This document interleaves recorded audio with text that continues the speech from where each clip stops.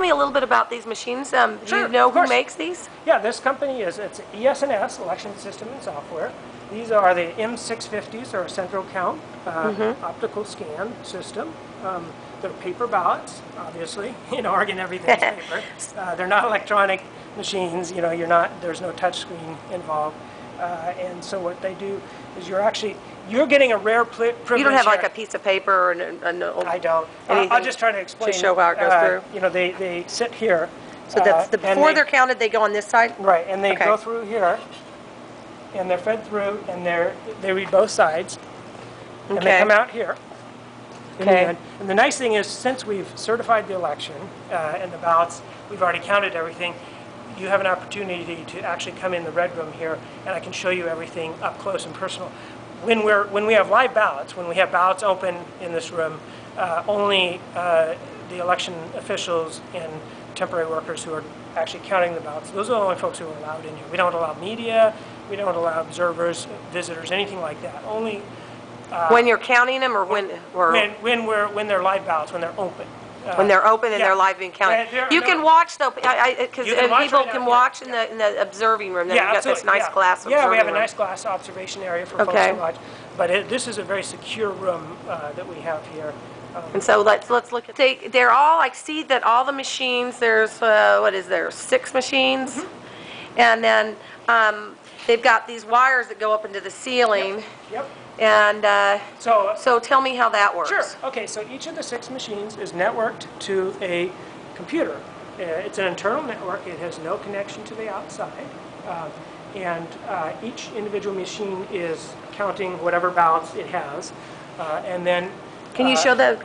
Where's the computer that has that? Okay. Right on over here. So it takes in all the information from all 6 of these. Each machine is counting. And then when you run the program on just a regular PC, it has a software. This is the ES&S's software that runs the system. It accumulates all of the 6 machines.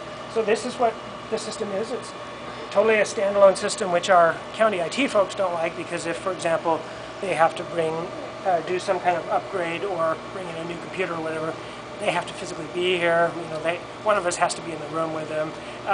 And that's just, you know, that we've set a system up so it's standalone. Is yours kind of similar to the way that other counties work? Or? Absolutely, yeah. It's very similar. So do you have the same people come in and calibrate it and get it ready for the elections as same absolutely. like outside group? People that come in, they actually, what they're doing is they're making the adjustments to the machines so that most of this is mechanical in nature. And so it's a matter of making sure that the machines can process them and don't spit them out. Yeah, exactly. Like they get jammed or anything. Exactly. You don't want a machine that's going to jam a lot. So you basically have to fine tune them. But probably sometimes you do get them to jam. How often do they actually jam?